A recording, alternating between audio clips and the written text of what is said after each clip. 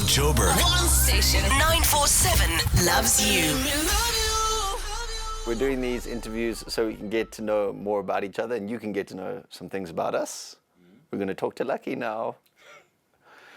Mr. Duplessis, I've known you for about 6 years. I spend 6 hours a day with you at least. Yeah. I know more about you than I should. I even know about when Lucky goes to the bathroom, whether it's solid or not. We've got pretty close. Yeah, gone pretty close. Yeah, we got 6 pretty years close. is a long time. Yeah. Your home language is Afrikaans. Your surname's Duplessis. You've got an incredible story about your upbringing. And I think that you should tell us about it. Let's go to Kimberley. Let's go to your Home. Yeah, so that's the last place that I know that I was from is Kimberley. I was with my dad at the time, and I used to watch him. He used to box all the time. He was a tall. How old are you? I was. Listen, I'd say about between 2, 3, 4, around there. I think. So these are hazy. Not as vivid memories as I have now, but I still remember him watching him boxing, and he was a big man, but obviously being a kid, anyone who's big too, that's tall and whatnot. But yeah, he was a bald man, and the thing that I remember most about him is that he used to greet everyone in the street. So he'd carry me, and then he'd wave, and he knew everyone. And that's the one thing I still remember all the time. Goes to work, he'd wave, and he'd always drop me off at what I think back in the day was my grandmother's house. Now, I've learned from a lot of my black friends that a lot of black children, they brought up by their grandparents. So I was in this house, but there were other kids, and they could have been my cousins, they could have been kids from the neighborhood, but I always stayed at this lady's house, this old lady's house, and she was a very lovely person. So that is how I remember him. And then my father got a girlfriend, and they were very close, and I met this lady, her name was Portia. Now, she claims to be my mom's as I was growing up through the years, but one day, my dad went to work, and she just took me from him. So we started walking from Kimberley, and we were walking, and I don't know where, but it was days and days of traveling. And eventually we came to this, what was weird, it was like a very open, so there were these hills that would run like hills, and then there was a huge mountain on this side, and then there was huge mountains on this side, but there was nothing in this veld, and then there was this little house in the corner. And what's weird is when I got to my parents that I'm adopted now, they have a painting of these hills, this mountain, and a little house, and it's strange. And I don't know if I either created that memory from that or vice versa.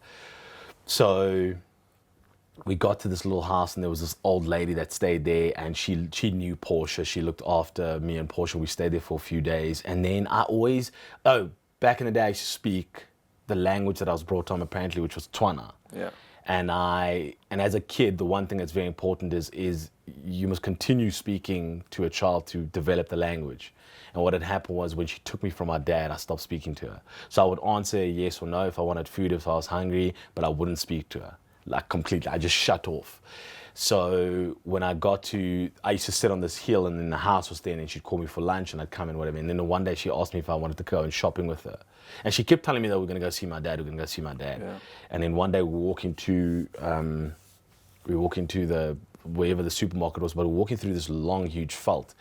And I was as high as what's the name was? The grass was. So we got the groceries, we were coming back, and then these two guys came out of nowhere, and they pulled guns on her and me, and they raped her in front of me. Yeah. So that was it was hectic, and I still remember Portia crying and screaming, and I had these bags in my hand, and she was obviously had been through this traumatic, hectic experience that she was trying to put her clothes back on, because after these men that run into the distance, she just dropped the bags, and I was trying to get the bags, and I was crying, and she was crying, and then this lady ran out eventually when she started hearing us. And it was, I still until I was 13 years old, living in the Duplessis house, I could still hear her screaming. So I'd wake up screaming, and my mom would be like, "What's wrong?" And she never knew what was going on. On your brain. Yeah, almost. kind of my brain and whatnot. So what would happen was she was crying every day, and I was sitting on this ledge just outside the house, and it felt like months But now as a kid, obviously, you can't tell time. So it could have been a week, it could have been 2 months, we don't know. But she cried and cried and cried and cried, never came out the room, never came out the house, just cried. And then one day, the crying stopped and she came out and she said, come, we're leaving. So I was like, okay, so where are we going? She said, no, we're going somewhere closer to your father. So I was like, okay. So then we left. And then we got to this, what was weird is it was a house, but the house was predominantly made out of glass. And it was a very strange thing because it was also in the veld. So it wasn't like you're not going to find a glass house in the middle of the bush kind of thing. So, But it's how you remember. But it's how I remember it. So yeah. So we got to this house and there was this man and he was wearing a lot of leather. This is also a very weird thought because only later on as a kid when I grew up I was like, why was he wearing leather? But I didn't know it was leather at the time. Anyway, so he was wearing a lot of leather. Tom Jones was big maybe back then. I don't know. So this guy was Smooth cat. Smooth cat, yeah. This guy he took us in, but he was also very abusive. He used to yell at her, and then he used to always hit me and push me and tell me not to touch his stuff. And like a few weeks in, he went to work as well, and she burned the entire place down. The entire place. And I remember walking away from this situation and looking back, and just this house is engulfed in flames. It was strange. Then we got to the train tracks, and we got onto the train, and we drove, and we went to Johannesburg. And I still remember coming into Johannesburg because later on when I watched movies, and you'd watch those movies about those girls trying to make it famous in Hollywood, not the X-rated kind, the normal Hi, movie. what's your name? Take a seat in the couch there.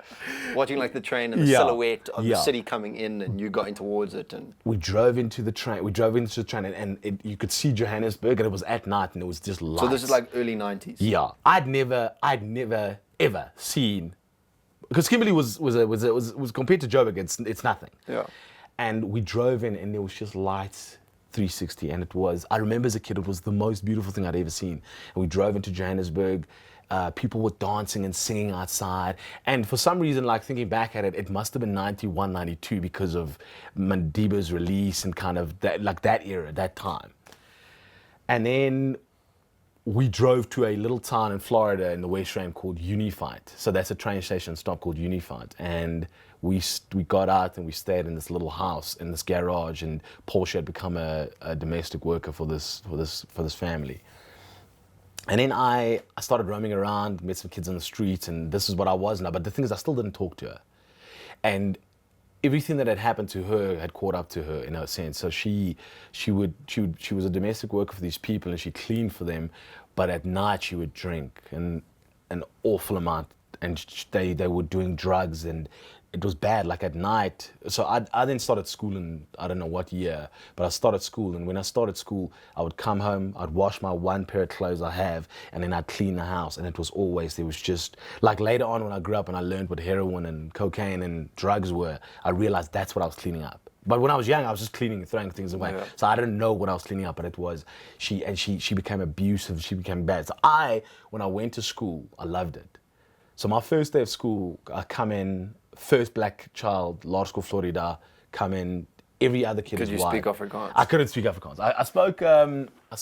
I spoke English for some reason. So I come into this classroom, hey kids, this is Lucky Duplessis, welcome, da da da da. And then all the kids just looked down. Nobody wanted to talk to me. And then this kid at the back, blonde hair, blue eyes, put up his hand and he's like, hey, Lucky, you can come sit here. And I sat next to him, he said to me, the first thing is like, don't worry about them, you can be my friend, you can be my friend forever. And you don't have to worry about them. And he said this to me, and I was like, okay, whatever, bro. Whatever, cool, bro. Thanks, man. Thank you. And that's how I met my brother, Shaw, who was from the family I got adopted to. But he was so wise, ahead of his years, in the sense of he was in the school. Afrikaans people and black people had obviously had this massive history from apartheid in the past, but he saw me as a kid and he just wanted to play. That's what it was, and I loved it. I loved school, and we became best friends. Wait, and so you started going to Charles' house? Yeah. So you go to school, you go play at Charles. Play at Charles' house. And then my mom wanted to know more things. Lucky, so the one thing she's like, okay, Lucky, we're having Charles' birthday. So I was like, oh, okay, cool. So I said, sorry, what is this birthday what's a birthday? And she's like, oh no, it's, there's a cake, and then we all give him presents, and he's now a year older than he was last year. So I was like, oh, that's cool. I've okay. never had So I was one like, of I'll those. have. And she's like, yeah, when is yours? And I was like, I don't know. So she went to the school, asked them, they didn't know. So my mom goes, okay, cool. She needs to find out. The school doesn't know my birthday. She's like, okay. So she goes, guys, we need to find out this child, how old he is. You know, do you know how old? They're like, no. So they took me to these doctors in Santon. I'll say Santon, it was right here, but Santon. And they... The big city. The big city. They scanned these 3 fingers on my right hand. So the index, middle, and ring finger. And then it's kind of like the stuff you see in CSI. So they can, when a person, a John Doe or Jane Doe is dead, he is a child. No, so when a John or Jane Doe is dead, if they don't know their identity, they try can to work go, it out. they work out. Like they the go, rings in a tree. Yeah, yeah. So Okay. they go, Lucky is born 1987. He's born between July, August, and September. And that's all we can tell you. So my mom then went and chose August, which is the middle month, and the 15th, which is the middle day, and that's my birthday. Yeah. And then So you started spending a lot more time with Shawl. at the house. You even started spending nights there. Yeah, started spending nights there. Like it honestly became days, became weeks, weeks became months. And the one time I was there for so long that it was Christmas Day, and my mom's like, Lucky, you need to go back to your family. You know, they're probably wondering where you are. But she always went to tell them, or not went to tell them. She always spoke to Portia and said, Lucky's come to stay with us, whatever. But she never knew where I stayed.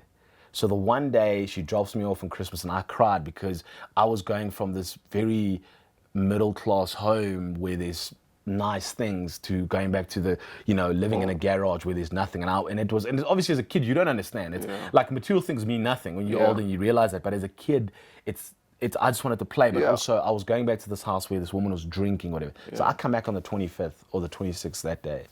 And Greg, it's a party. The people that lived in the house had moved out, and it's like Zone 6 on a Friday night. It is jam. People, there's DJs, it's erupting. People are having a great time. And you're like 6 or 7. So I'm 6 or 7 years old, and I come back now, cool, everything's cool. Everybody the next morning leaves, and she's like, make sure you clean, and I clean everything up and whatnot. And then she's like, yo, why are you back here? So I was like, no, they just wanted me to spend time with you guys. And she's like, well, go back to your rich family, whatever. And I was like, and then she had a fight with me, and nothing happened. And then Charles says to my parents, Lucky hasn't been to school. And it's now a day, 2, 3, 4, 5 days. 5 days now, Charles is hysteric. He's losing his mind. He's going crazy. He's worried. So my mom goes to the school and says, listen, can you just tell me where he lives? And it's obviously illegal to give information out about a child. So they're like, no.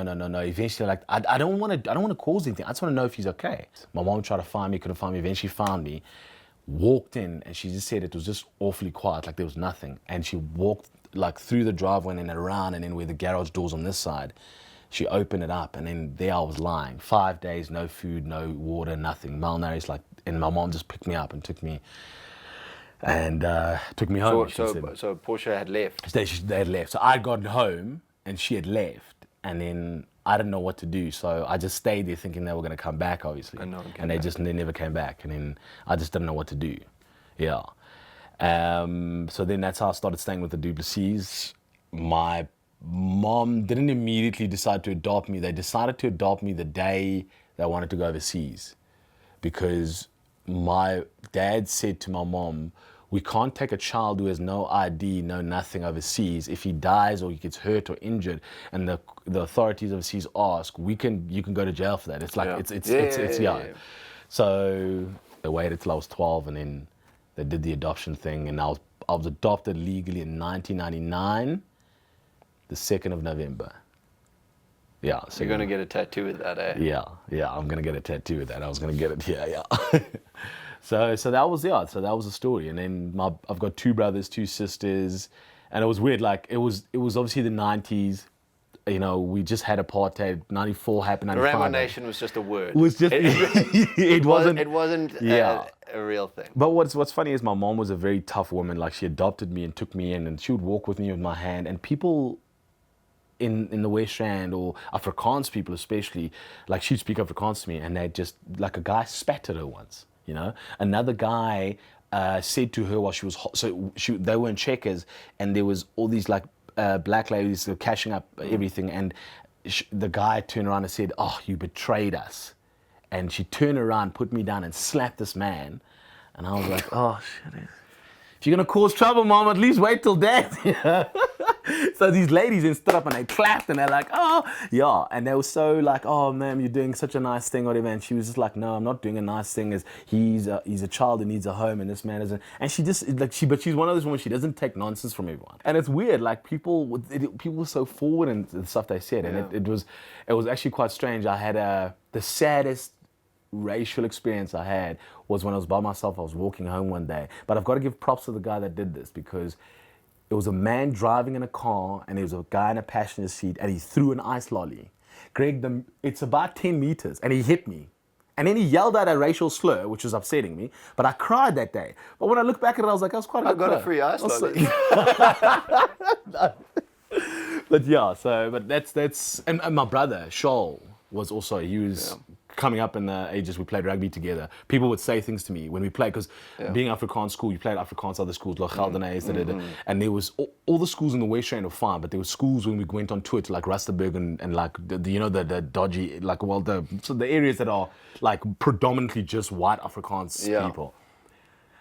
It was hectic. Like the one team said they can't play us because I was in their team. They didn't want to touch me. The One Oak, they just said weird things. My brother would always stand up. He would like, no. And he's a very gentle giant. Like he once hit a guy and the kid wouldn't stand up because Shaw was so big. He didn't stand up. So Shaw was running with the ball to score a try. And he like looked back and he put the ball down. But Dad was like, what are you doing? What are you doing? Score the try at least. What are you? Oh, come on. Yeah. So Shaw's a very gentle giant, but yeah. So you got accepted into the Duplessis family. And for me, the incredible thing is the power of love.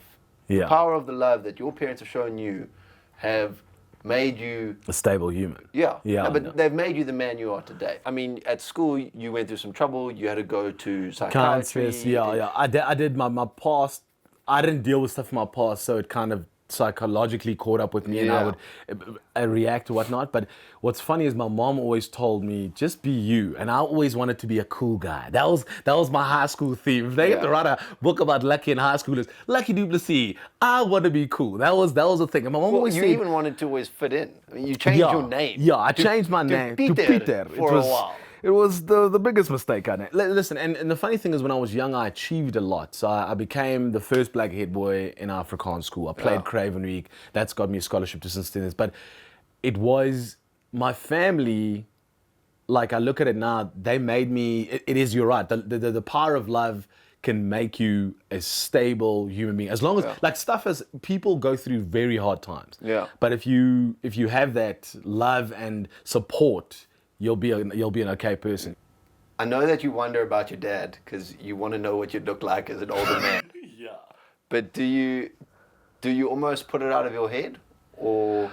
I think the thing about us as humans is we just want to know that we belong or we're part of something. I think that's the biggest thing. And I just want to, like one day I'll have a kid and I'll know that my kid is half of me. And that's quite nice. And that's the first part of my side of family, which I've lost to recreate now. And that's the only thing. And I just, the memory I have of him smiling and greeting people is why I always think that I'm such an extrovert as well, is why I'm always open and friendly and happy, because I saw him in that light. So that's only the reason why I'd like to meet him. And let's move on. You okay? Tell us about how you got into radio, and then very briefly, your very first impression of me. So Greg did he did the right route. He wanted from the young. But when I was at the Vault with my dad one day, I said to my dad said to me when I was matric or in the grade 11, he said, what do you want to be? I said, Dad, I want to be a radio DJ. And he said, no. He just said no. He says, you'll study a BCom degree or BA for 3 years. You'll study something. You'll get the degree. Then after that, you'll do 2 years. Then after that, Lucky, be as much radio DJ as you want to be. And I was like, that is the worst thing a parent could tell someone. But then I decided, okay, cool, go in advertising. I'll do some radio. I'll go do some ads. Worked 5 years. And then I got to ask to audition here by my manager at the time, Taryn. And I was like, okay. And then she said, but the audition is at 12 in the morning. Your friend. Your friend. My manager. My friend. But she was your good friend. Good friend, yeah. And she said, but listen, the interview's at 3 in the morning. You got to be there. I'm like, what kind of interviews at 3 in the morning? What am I going to be taking my clothes off? What's going on here? Sit down on the couch. So I got here thinking it was literally an interview with me and someone else, but it was 6,000 people. It was a talent search. Yeah. And I waited. I remember I was 19th in line. I got Zane, the old program manager, to interview. He said he loved my voice. I did some voiceover stuff. I left. He said he'll call me. I didn't hear anything. Oh no, I came the next Tuesday. He's like, cool, I want you to start doing some stuff. We had our internal radio station Yeah, at the time. called So it was IFM. like just a practice studio. Studio, yeah. I started doing some stuff. And then I remember I walked into this section where the old programming team used to sit, and you were there and you would walk past me. You were walking down the spiral staircase. And I looked at you and I was like, oh, that guy looks like Jim Morrison. But you were very unfriendly. I will remember immediately like walking past and I was like, hey, kind of, you know, and you were very unfriendly. And I was like, jeez, what a tick. But that's the last time. I was busy. That's the last time I saw of you. And then I did that entire IFM thing, internal radio thing. And then I met you again when we were doing late nights, so midnight to 4. And I was like, and you were like, hey man, bro, sounding good. And I don't know if you said that because you were lying, because I did it. So the funny thing. Why would I lie? No. I gained nothing from lying to you. That's true. That is true. But the funny thing Unless about it's a good story. the funny thing about it is that Greg and I. So Greg knows how radio works. He knows some things you do, some things you don't do. This is how this works. So for me, they just like, and I told Greg this. They put me in this like room. It And had then, almost gone cold for like 3 months, and they're Yeah. lucky, and they're like, yo, good luck, you're on Friday, cheers. yeah. And then I got to the studios, I knew how to turn the button on and play and let the stuff go, but that was it. For 3 or 6 months, I didn't touch the phone calls because I didn't know how to answer a phone call. And then Yeah. I met Greg, and then Greg was like, oh no, this is how you phone out, bro, but you don't really phone out at this time, nobody answers. And then he's like, oh, and this is how you do this. So then I started learning the actual engineering of like the desk and whatnot. And then I was like, this guy that was my mentor before was so useless. I was like, and that's how Greg and I met. And then we started chatting, and we did shows for about 6 months. What, Sunday night shows? Yeah, no, the weekends. Where We're we doing would cross over. weekends. So some days you weren't there, Yeah. and some days I wasn't Yeah, there. yeah. But Sometimes, other But people when we weren't. met, we were like, yeah, I chat to you, and then I told you about that time I had to come and shadow Cooler. Is it Cooler? Yeah. Yeah. And she was like, dude, I'm telling you, nobody told Why me. are you Why are here? you here? I can't let you in the building. And I was like, they told me to come. That's how unorganized the guy that worked here before was. So yeah, and then Greg and I, we just decided one day, we're like, oh, we didn't talk about it, but it was funny enough. We never said to each other, maybe we should do a show together. But I was driving, I swear to you, 10 minutes before I was driving to work. And as I was driving, our boss now, Amy, said, Lucky, how's it going? Greg says he wants to do a show with you. And 10 minutes before I thought of that. You thought of it. And I was like, oh my God, Ames, I just thought of that. I was actually like in Yeah, my I was head, I was like, keen. I was keen. And I was like, yeah. And then he's like, cool, yeah, you guys do Sunday night, blah, blah. And The then rest I got your is- number and we met and we had a couple of bezes down the road. Yeah. Yeah, so that's how we... I was the reason for Fat Lucky for a while. Do you regret anything? No regrets. Yeah, just one thing. What? I regretted varsity that I didn't do copywriting. It's the only thing I ever regret my entire life. Was it like just a course that you could have done? No. With your It was other a 3 things? years. So I did art direction. So Yeah. I learned how to design. So you couldn't do them both at the same time? No, unless you were... But you're yeah. really good at design. Yeah, I'm really good. I enjoy design and I love design, but the reason I regret it is because everything in my life and how I'm going now, Requires writing copyright. is what I love. And I wish I could write more. I wish I knew the basic rules of writing and understanding it. And because I want to write, like on the side, I want to write screenplays, I want to write Yeah. TV. And that's the only thing I regret in my entire If life. there's one thing that Lucky has no shortage of, it is ideas for TVs, movies, books, graphic novels. Yeah. You went into comedy Yeah. because your friend Taryn pushed you Yeah. to go into comedy, and that was before you started on radio, and then that started kicking off again when we started doing daytime radio. Yeah. We started doing more comedy again. Is it also storytelling that drives you to comedy? Yeah, it is. It's the... Making people laugh. Yeah, making people laugh. I mean, I've always been, at school, which is not a good thing to be, is I was always the class clown because I made everyone laugh in class, but that's why my marks were so bad in matric. But these will get you laughs. They won't get you university Marks. approvals though.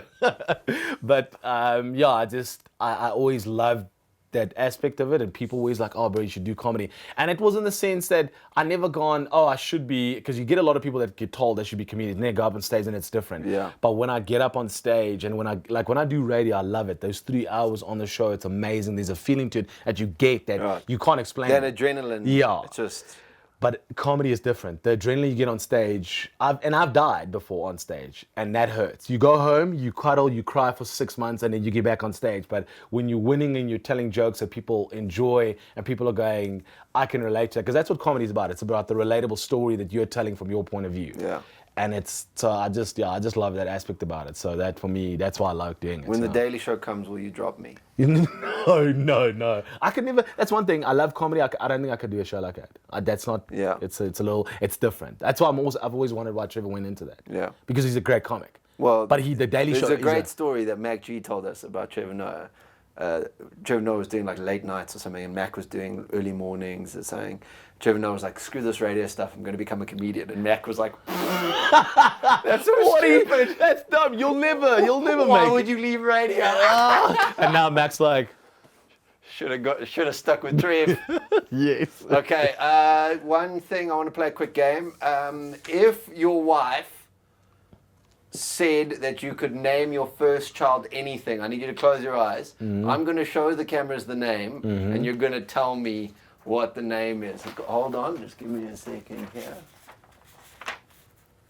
Okay. The name, don't open, tell me the name. Karabustani. Yes, Karabustani. Yes. Damn right. Karabustani. That's prolific Russian name, by the way, if you want to know where the origin comes from. Yeah, but his wife's never going to let it happen. Never. Which really sucks. It hurts us. If I got run over by a train Oh, my goodness. and died, who would you work with on radio? Anyone in the world? Or would you give up? Yeah, I don't know if I could get another vibe like this. Like, Oh, I like that. I'd have to, but then I'd have to become your role. I'd want to do it with Mac, but then I'd have to become you because Mac is so all over the place. So now I can be all over the place and I don't have to worry because I got you. Yeah. But I'd have to become you and then I'd have to rein Mac, whoosh, Mac. Yeah. So, but I think Mac is he's a fun. He's like the thing I love about Mac is that he's such a real person. Yeah. He's a genuinely good person. Yeah. He actually has no bad will on anyone, and that's what I like about him. Yeah. I got asked this on my first date with my current girlfriend, and you've laughed about how ridiculous it is. Where do you see yourself in 5 years' time? Oh. Yeah, actually, I see us moving more into television as well, but still doing the radio stuff. That's where I see us 5 years. But I also see myself would have written in 5 years my first either series or movie. Okay. Because I'm busy already, so that's where I see. How many children? 7? Oh, if I can afford it, if I can get that Anele money, dude, I would have 6 kids if I could. Your poor wife. And you know the problem is she would have them too. Yeah. Thanks for watching our videos. You can go like over here, and then you can just share it to all your friends. It's not about you, Dave. They'd hate that. They would hate